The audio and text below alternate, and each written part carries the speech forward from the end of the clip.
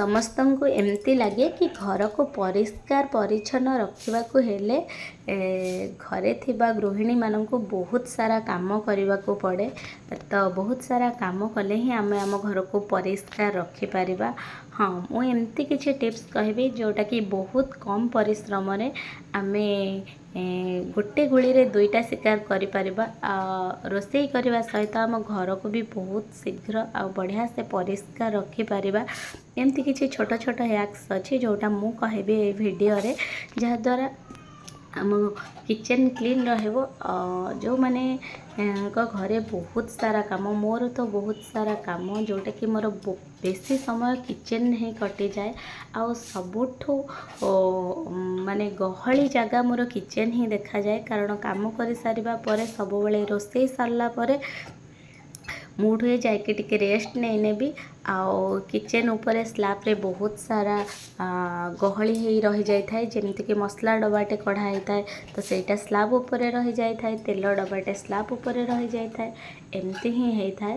ତ ଏଇଠି ମୁଁ ଏବେ ରୋଷେଇ ବସେଇ ଦେଇଛି। ବସେଇଲା ବେଳେ ଯାହା ବି ବାସନ ମୋର ମଞ୍ଜା ହେଇକିନା ରଖା ହେଇଥିଲା ସ୍ଲାବ୍ ଉପରେ, ସେସବୁକୁ ମୁଁ ଗୋଟେ କଟନ୍ କପଡ଼ାରେ ଚାହିଁଲେ ପୋଛି ପାରିବେ, ନାହିଁ ତ ମୁଁ ଏଇଠି ମୋ ଝିଅର ଗୋଟେ ପୁରୁଣା ଗଞ୍ଜି କପଡ଼ା ୟୁଜ୍ କରିଛି, ଯେଉଁଟା ସିଏ ଏବେ ୟୁଜ୍ କରୁନି। ମୁଁ ସେଇଟା ପରିଷ୍କାର କରି ରଖିଛି କେବଳ ସେଇଟା ବାସନ ପୋଛିବା ପାଇଁ। ତ ମୁଁ ବାସନ ଗୁଡ଼ାକ ସବୁ ପୋଛି କବର୍ଡ଼ରେ ରଖିଦେଲେ ସବୁବେଳେ ବି ମୋ ବାସନ ପରିଷ୍କାର ମୋତେ ମିଳିବ। ଆଉ ଯେଉଁ ବି ଜାର୍ରୁ ତା'ର ଜିନିଷ ସରିଯାଉଛି, ରିଫିଲ୍ କରିବା ପୂର୍ବରୁ ତାକୁ ଆଉ ଥରେ ଟିକେ କ୍ଲିନ୍ କରିଦେଲେ ସେଇ ଜିନିଷଟା ବହୁତ ବଢ଼ିଆ ସେ କ୍ଲିନ୍ ହେଇକି ରହିବ। ଆଉ ବାରମ୍ବାର ଜାର୍ ଚେଞ୍ଜ କରିବାକୁ ପଡ଼ିବନି। ଚେଞ୍ଜ ତ କରିବେ ବଟ୍ ଲେଟ୍ରେ ଚେଞ୍ଜ କଲେ ଚଳିବ, ତ ପରିଷ୍କାର ରହିବ। ଯେମିତିକି ନୂଆ ଆପଣ ୟୁଜ୍ କରୁଛନ୍ତି ଆଣି ସମସ୍ତଙ୍କୁ ସେମିତି ଲାଗିବ। ଏଇଠି ଯେଉଁ ଡବା ଗୁଡ଼ା ମୁଁ ଦେଖୁଛି, ଏଇ ଡବା ଗୁଡ଼ା ମୋର 3 years ପୂର୍ବର, ବଟ୍ ଏବେ ବି ମୋର ଡବା ଗୁଡ଼ା ନୂଆ ପରି ଲାଗୁଛି। ଯାହା ବି ବର୍ତ୍ତମାନ ଥିଲା ମୁଁ ଏମିତି ହିଁ ତାକୁ ସବୁ ପୋଛିକି ପରିଷ୍କାର କରି ରଖିଦେଇଥିଲି।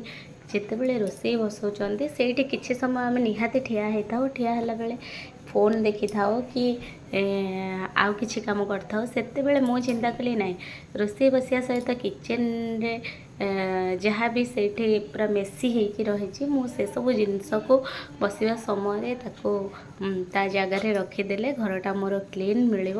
ତ ସେଇଆ ହିଁ ହେଇଥିଲା। ଆପଣ ଦେଖିବେ କେତେ ବଢ଼ିଆ ସେ ମୋ ଘର ପୁରା କ୍ଲିନ୍ ହେଇଯିବ। ଆଉ ମୋ ଖାଇବା ସରିଲା ବେଳକୁ ମୋ ସ୍ଲାବ୍ ବି ପୁରା ଚିକ୍ ଚିକ୍ ହେଇଯାଇଥିଲା।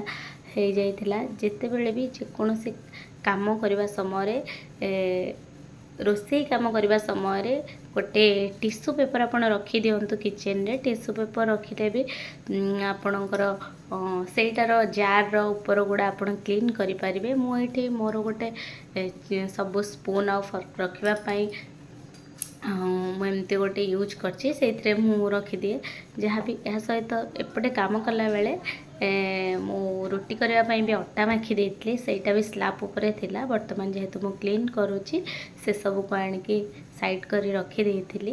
ଆଉ ଗୋଟେ କଥା କହିବି, ମୁଁ କିଚେନ୍ରେ ଅଏଲ୍ ରଖିବା ପାଇଁ ଯାହା ବି ଭୀମ୍ ଲିକ୍ୱିଡ଼ ମୁଁ ବର୍ତ୍ତମାନ ମାଞ୍ଜିବା ପାଇଁ ୟୁଜ୍ କରେ, ସେଇ ଡବା ଗୁଡ଼ାକୁ ସେଇ ବଟଲ୍ ଗୁଡ଼ାକୁ ମୁଁ ଫୋପାଡ଼େନି, ସେଇଟାକୁ ମୁଁ ପୁଣି ଥରେ ୟୁଜ୍ କରିଦିଏ। ସେଇଟାରେ ମୁଁ ଗୋଟେରେ ମଷ୍ଟାର୍ଡ଼ ଅଏଲ୍ ଆଉ ଗୋଟେରେ ରିଫାଇଣ୍ଡ ଅଏଲ୍ ରଖିଦେଇଛି। ତ ଏମିତି ବହୁତ ସାରା ଡବା ଅଛି ଯେଉଁଗୁଡ଼ାକି ମୋର କାମରେ ମୋତେ ଫିଙ୍ଗିବାକୁ ପଡ଼େନି, ସେସବୁ ମୋର ପୁଣି ଥରେ କାମରେ ପଳେଇ ଆସେ, ଆଉ ମୋତେ ସେଗୁଡ଼ା ପରଚେଜ୍ କରିବାକୁ ପଡ଼େନି।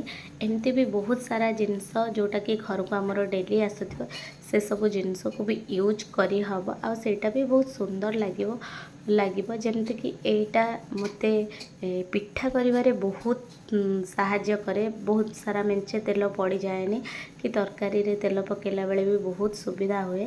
ତ ଏମିତି କରିପାରିବେ। ଦେଖନ୍ତୁ ମୋ କିଚେନ୍ଟା କେତେ କ୍ଲିନ୍ ଦେଖାଯାଉଛି, ବର୍ତ୍ତମାନ କେତେ ମେସି ହେଇଥିଲା। ତ ଏବେ ମୁଁ ଏଇଟାକୁ ପୋଛି ସାରିଲା ପରେ ତାକୁ ପୁଣି ଶୁଖେଇଦେବି। ଶୁଖେଇଦେଲେ ପୁଣି ଶୁଖିଗଲେ ତାକୁ ମୁଁ ଭାଙ୍ଗିକିନା ପୁଣି ରଖିଦେବି। ଆଉ ଯେତେବେଳେ ବି ବାସନ ମାଜୁଛନ୍ତି ଗୋଟେ କଟନ୍ କପଡ଼ା ହଉ କି ନହେଲେ ନାହିଁ ଗୋଟେ ଗେଞ୍ଜି କପଡ଼ା ହଉ, ସେମିତି ୟୁଜ୍ କରନ୍ତୁ, ଯାହାଦ୍ୱାରା ସେ ପାଣି ଗୁଡ଼ାକୁ ସବୁ ଆବଜର୍ବ କରିକି ନେଇଯିବ ଆଉ ଆପଣଙ୍କ ବାସନ ଗୁଡ଼ା ପୁରା ଶୁଖିଲା ମାନେ ମିଳିବ। ये सब सारा मुझे गोटे स्पंजी टाइप्र गोटे रुमाल रखी जोटा कि मोर ग्लास अच्छी गैसटा मोर ग्लास टॉप अच्छी तो सी ताको खराब करनी तो से मु पोछि देइथिली मोर गैसटा आउ स्लैबटा तो एमती करी या द्वारा मो रोषे तो एपर्यंत सरीनी सेटा सरला बेल को मो घर को मु पूरा क्लीन पाइबी तो एमती छोट छोट हैक्स यूज करंतु निज घर को बहुत सुंदर बनातु निज घर को भल पातु निज घर सहित समय बितातु बहुत खुशी लगे आओ निज घर भी क्लीन एते क्लीन रखंतु कि जमती सब बेले घर को फेरिबार अपेक्षा थिबो जोठी गले भी केमती केते बेले घर को फेरिबे से समयटा को अपेक्षा थिबो मो घर तो एबे बहुत क्लीन रहूची तो मते बहुत खुशी लागुची जोटा आगे मु करि पारु नथिली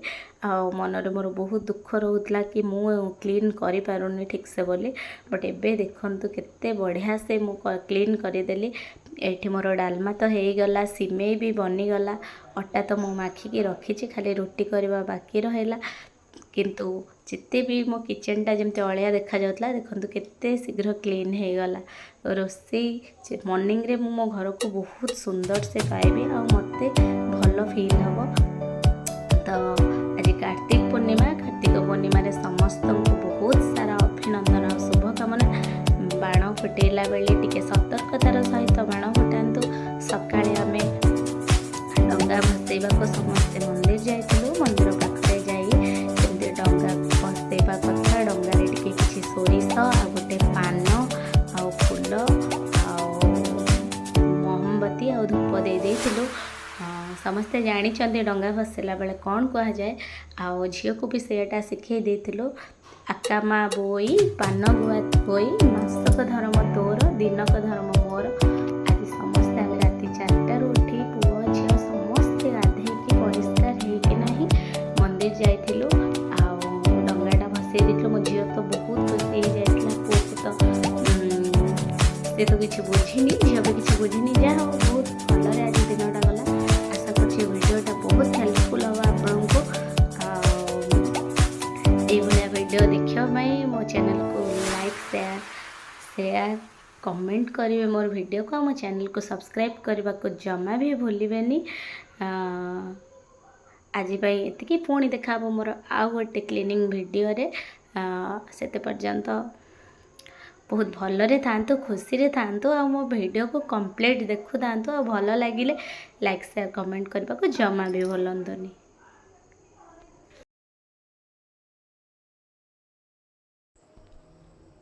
मंदिर पाखरे पोखरी थिला तो से पोखरी रे आमे डंगा भसई देथिलु डंगा भसई सारिबा परे आमे मंदिर जाइथिलु मंदिर रे प्रसाद देइथिले समस्त को पाइबा पई प्रसाद भी पाइथिलु मंदिर बहुत सुंदर थिला आ नन्ना पूजा करूथिले तो हमको हमर भोग कर देइथिले जहाँ भी भोग देइथिलु आउ एठी किछि तोरण जहाँ भी बड़ ओसारे हुए से तोरण भोग बंटा होथिला तो हमको किछि तोरण भोग मिलेथिला तारिणी मंदिर रू भी आज घर को जहाँ तांकर कानिका भोग हुए सी भी सकाଳେ दे जाइथिले आउ गाँव रे जो शिव मंदिर अच्छे सेठिकार नना भी आज आणिकी तांकर गज भोग कौन तोरण भोग से भी दे जाइथिले आमे जो मंदिर जाइथिलु आज सेठी भी से माने हमको तोरण देइथिले तो आज सकाळटा बहुत भलरे कटिथिला बहुत भल लागिला